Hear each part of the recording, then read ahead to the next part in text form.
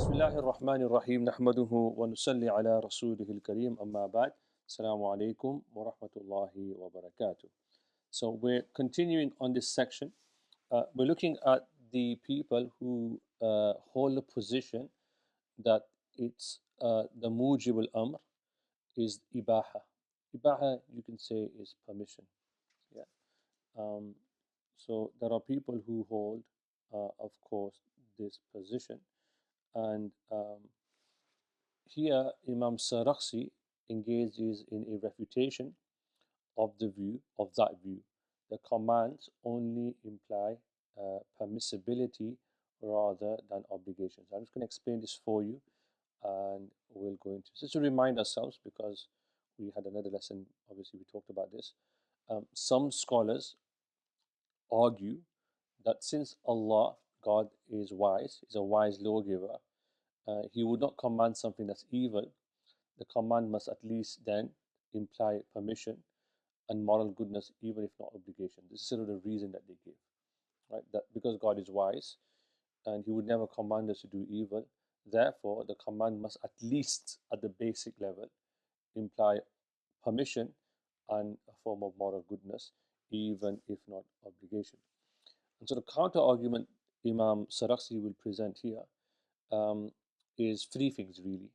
One is that goodness can be established by mere permission, so that alone doesn't prove the command implies only permissibility. Yeah. So goodness can be established by mere permission, but that alone isn't sufficient enough to prove that a command implies only permissibility. The second one is to do with linguistics, which is that the imperative form, the amr form, the sigha, has a specific linguistic and legal function, and that function is to oblige. So he'll argue for that. And then he'll use the analogy, which I think we looked upon in the previous episode, is that the analogy with prohibition is key. This is important for Imam Sarakhsi, which is that just as a prohibition implies that the act is bad and must be avoided, if you're going to stick to the analogy, then a command implies that the act is good and must be done. So you can see here echoes of a debate that takes place in theology, kalam, about whether an act is inherently good or not, or is it good because God makes it good, or God says it's good. Yeah, we're not going to go into that, but you can see that this is related to that, because we're here merely trying to do the fiqh.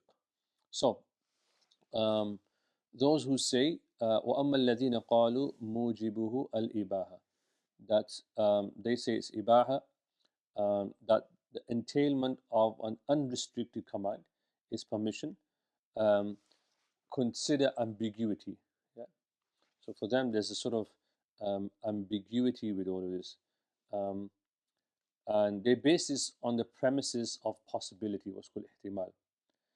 And they argue that from the nature of a command, it necessarily entails that a commanded act is good, hasan, since a wise being does not command something that's evil. Therefore, he says, I'm just translating the Arabic, they say that what is established by the command is permission and enablement to act as a necessary implication of the form. But this too is invalid, Imam Sarakhsi says. This too is also invalid. And how does he respond? Well, he says the quality of goodness can be established simply through permission and allowance. You don't. It's not goodness doesn't necessarily lead. It's not lazim malzoom. The goodness is like there's like you can establish that through just pure permission allowance. And this form imperative, he says, is assigned to a specific meaning. The command should be compared to the prohibition. Just as an unrestricted prohibition implies the evil of the prohibited act in a way that necessitates you to abstain from it, so too an unrestricted command implies the goodness of the commanded act in a way that necessitates compliance. Yeah, that's what he says at the end here. فكما أن مطلق النهي يوجب قبح المنهي عنه على وجه يجب الانتهاء عنه. Command should be compared to a prohibition. This is what he's doing. He's using an analogy here. Yeah, and he says فكذلك مطلق الأمر يقتضي حسن المأمور به على وجه يجب الاتمام. This is his key argument. Okay.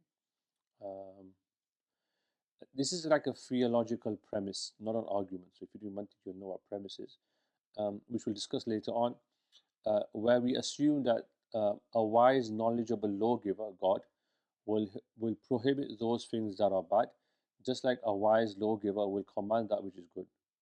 Yeah. Or else an accusation of meaningless, or dare I say, play or wickedness, foolishness can arise.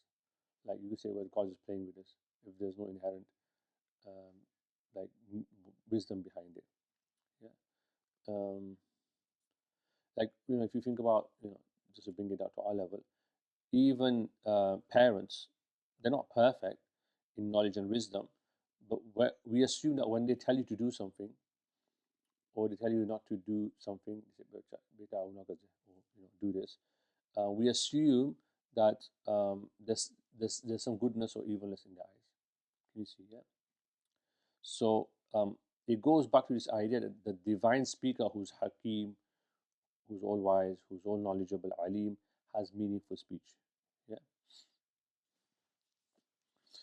There is a debate here, of course. The Ash'aris will tell you, Asha'ira, and I know I'm going off tangent on here, but it's useful to think about this. The Ash'arī will disagree with this premise because they operate with Allah's unrestricted ability to do whatever He wishes. Yeah. And a level of precaution, ihtiyat, that we've been commanded to do X, Y, Z.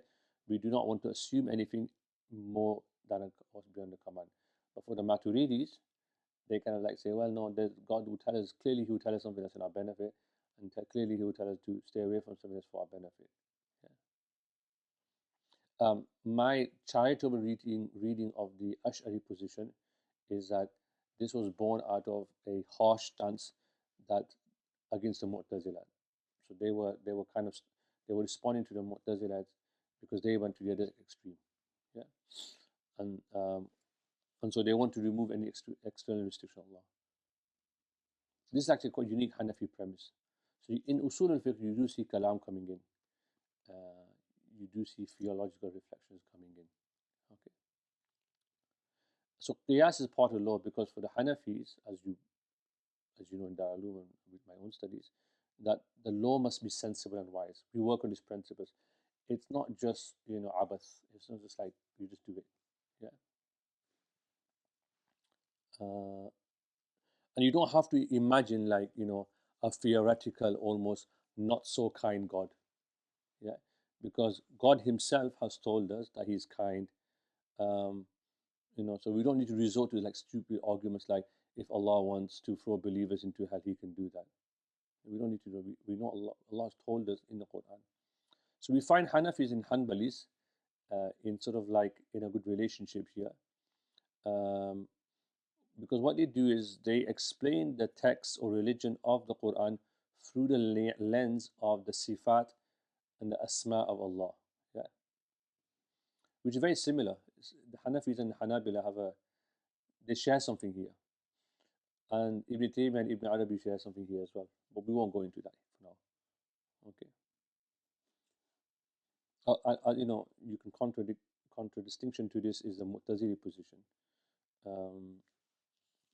who have a different Ash'arī. So the Maturidis do have a unique insight into this. Okay. Okay. That's enough for now. I think we can move on. Yeah. So then we move on to وَالَّذِينَ قَالُوا. This is the next group. This is, so we've responded to them. Now there's a group who say that the entailment of the is recommendation. That's the next paragraph. Bin nadb, yeah. So what's going on here? I'll explain it for you. This is another critique. Remember, he's already cited what others have said, so he's responding to them one by one. This passage is obviously critiquing that the command here is not ibaha, but it's a recommendation, right? And the people who propose this idea, what's their argument? Essentially, because the command seeks action, and action is something that's preferred, but the form is ambiguous. So there's a command which seeks some sort of action, but the form is ambiguous. So what we do is we take a minimum level of legal force, i.e., the lowest you can And if you can think about legal force, the lowest you can do is recommendation, unless you find evidence for obligation. Can you see? So it's a reasonable argument that they're making. Like we just say the minimum level. We don't want to add beyond uh, what we don't have evidence for. But of course, we will respond to this. Uh, the form of we actually say it's not ambiguous. So the whole bedrock of their argument is because there's ambiguity, we take the minimum level. We say it's not ambiguous, it's complete and it's unambiguous, yeah, in this request. And the second thing, this is why you have to admire Imam Sarakhsi, because he's using many forms of argument, qiyas, reasoning, nusus, different types. The speaker here, whether it's God or the Prophet, peace be upon him, has the full authority to obligate. So the default assumption must be obligation, not recommendation. He's upending their argument. And then he wants to come back and say, well, this assumption that you made of taking the lesser implication, yani taking the recommendation without evidence, is actually you're undermining the strength of the command. Yeah, that's what he's saying.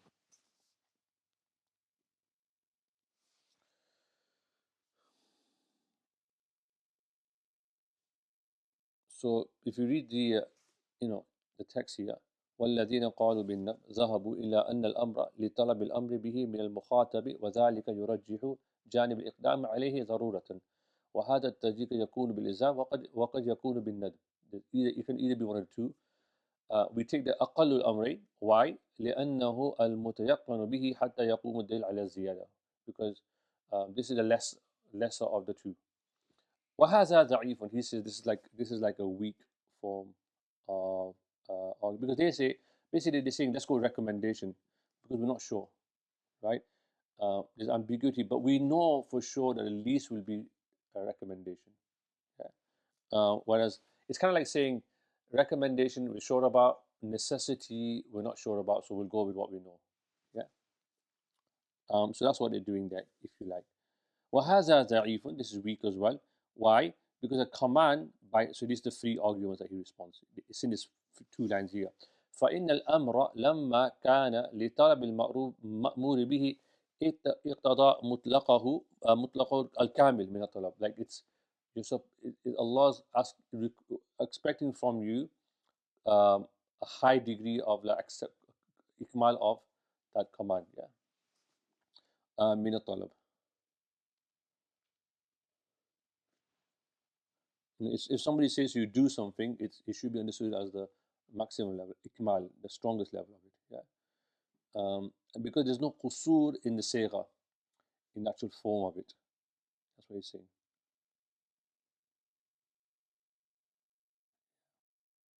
ولا في ولاية المتكلم. This is the wilaya here is obviously talking about this idea that what we've talked about before, when I said the third one, is that the speaker has the wilaya to obligate you.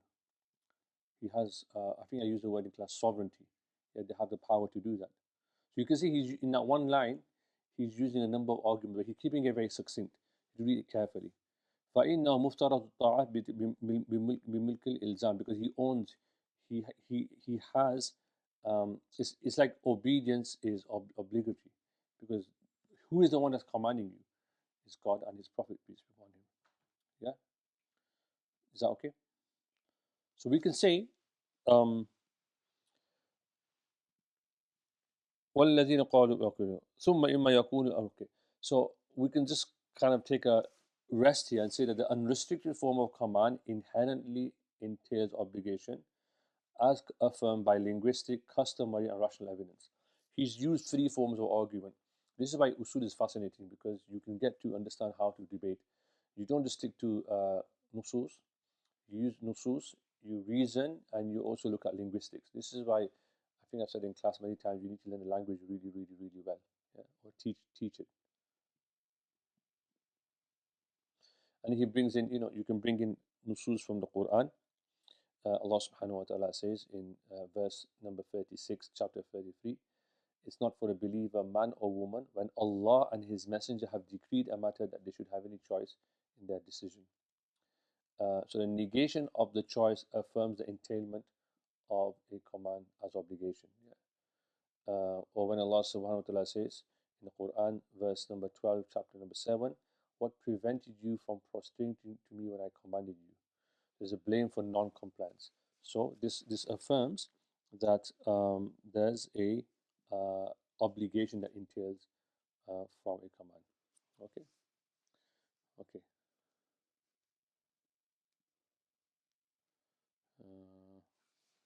ثم إما يكون. Okay. Shall I just summarize this for you first? Yeah. Okay, let me summarize this for you before we move on. Okay. So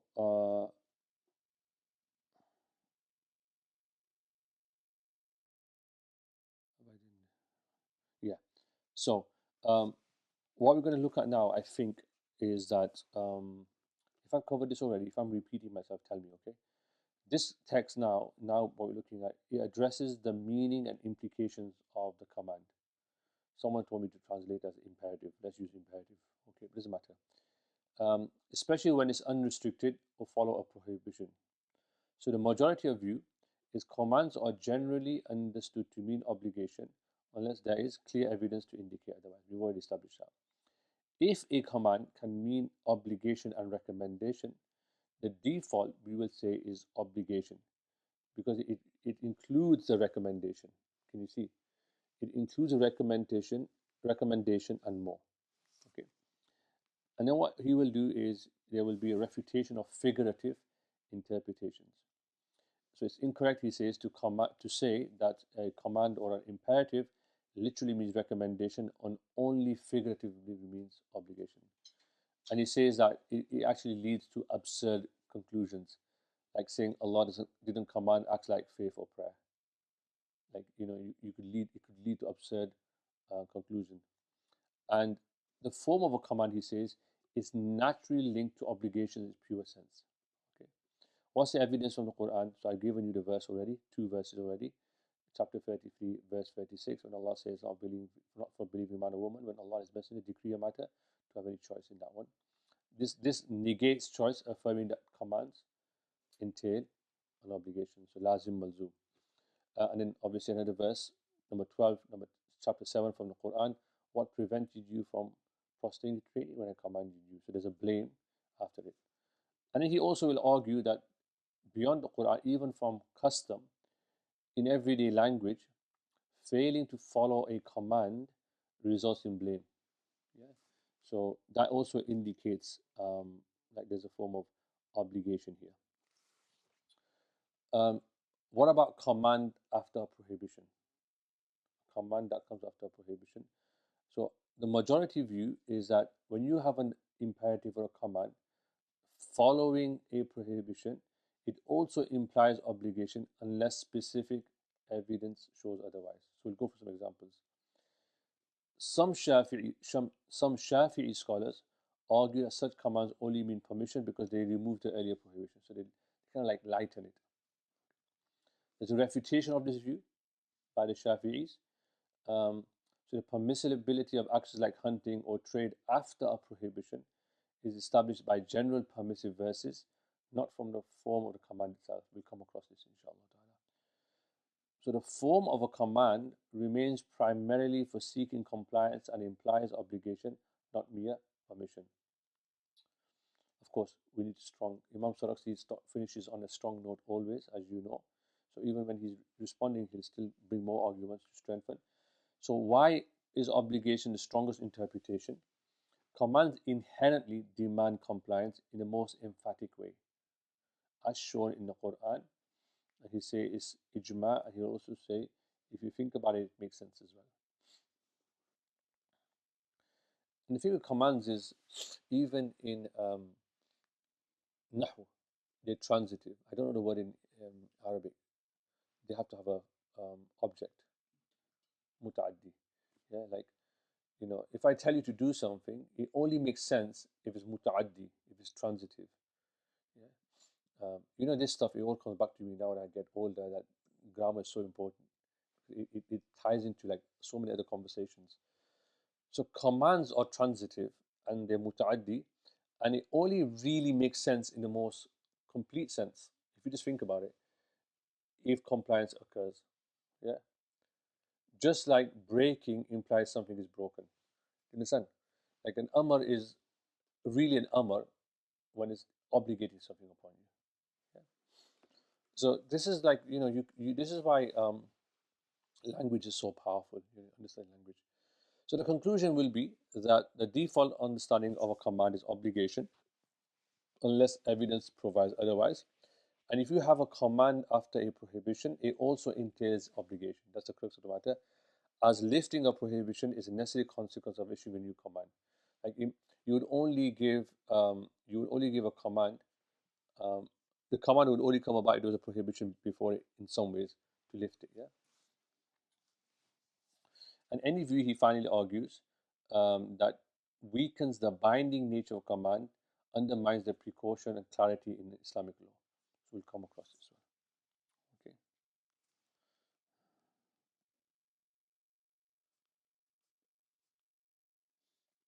Let me just explain tomorrow. We'll stop there and we'll finish off on Thursday, inshallah ta'ala. So, yeah, that's fine. Okay, I think I've talked about all of this. Okay, so let's just do a little bit, if that's okay. How much time do we have? We'll keep it tight, inshallah. We'll do a little bit, inshallah. So, what are we? ثم إما يكون الأمر. Yeah.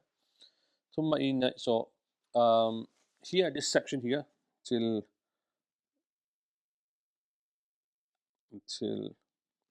ذي لب. So 4 lines, 5 lines down. Okay. So this is like what he's presenting here is a decisive argument which favors that. This is almost like he's really doubling down now. He's responded to all the objections. Now he's doubling down. Yeah. So I would say this is like a really strong, decisive argument, arguing the original position that commands imply obligation by default. And what he does is he does firstly he does something very, very interesting. He presents what I call a logical dichotomy. Yeah. Number one, either the command form is literally for obligation, therefore it must be interpreted as such unless evidence says otherwise, which is what we've been saying, or it's literally for both obligation and recommendation. In that case, obligation still holds because it includes recommendation and more. Yeah. So he presents those two logical dichotomies. You either have to have it's literally for obligation, then you must do it, or it's literally for both obligation and recommendation. But the obligation will still hold because the obligation includes a recommendation and more. And what he then does is he rejects the idea that the command is literally for recommendation and only metaphorically for obligation, because um, that would lead to the implication. A lot of logic is here, like just simple logic, that even the most fundamental religious duties like faith, iman, salah, are not truly commanded by God. Can you see? They're not really true commanded by God. And this leads to a theologically unacceptable position, right? Conclusion, as it undermines the very basis of religion. Can you see? Yeah. So, out of linguistic analysis and theological necessity, he is reinforcing the mainstream Sunni position that commands from Allah and His Prophet are binding unless clearly stated otherwise. Yeah, that's what he's saying here. ثم إما يكون الأمر حقيقة في الإيجاب خاصة فعند الإطلاق يحمل على حقيقة أو يكون حقيقة في الإيجاب والندب جميعا. لا يجوز أن يقال هو للندب حقيقة وللإيجاب مزاد لأن هذا يؤدي إلى تصويب قول من قال إن الله لم يأمر بالإيمان ولا بالصلاة وبطلان هذا لا يخفى على ذي لب. He doesn't go into it. I'm just commenting. He's like, if you just think about it, it leads to absurd conclusions. That's what he's basically saying. Yeah. So I hope you follow the conversation there. Let me see what else here. Okay. Let's just see if we can finish this off. Got a few minutes, we'll finish this off. Okay. I'm just going to do a little bit more. Okay. just from وَمَا قَالُوا, from these zilubin. وَمَا قَالُوا يَبْتُلُ بِاللَّفْظِ, and I'll get to the bottom, which is at the bottom of the page. We'll just start at the bottom of the page, inshallah ta'ala. So this is another argument where he's just bringing more to say that command implies obligation. And what he does is there's 3 key points here he makes. Number 1 is analogy with general expressions.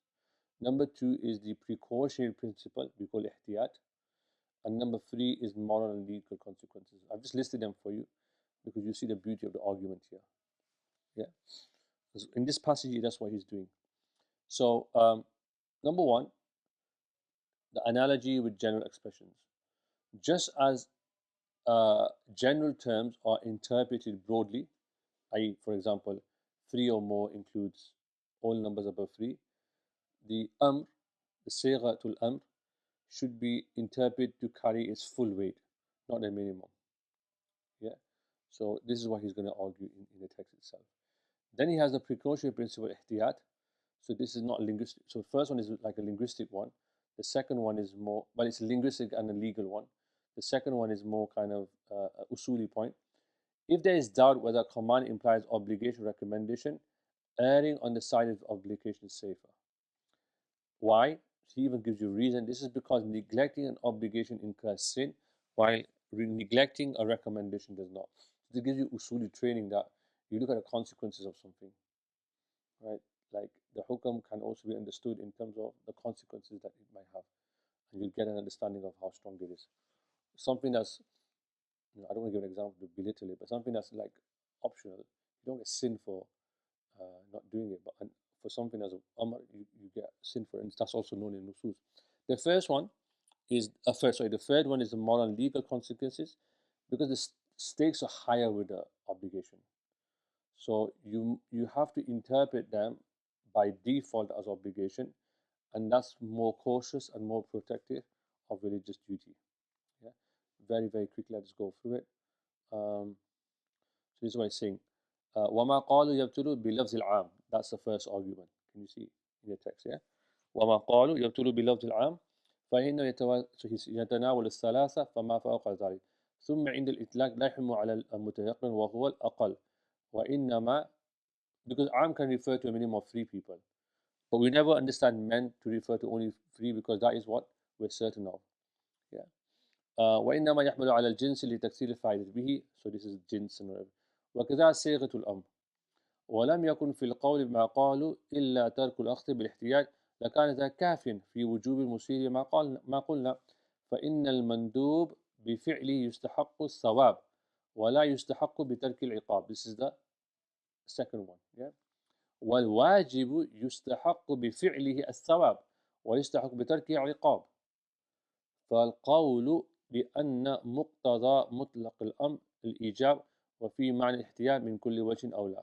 This is the third argument. So I've just given you, I've obviously just, those are the 3 arguments, and that's what he said.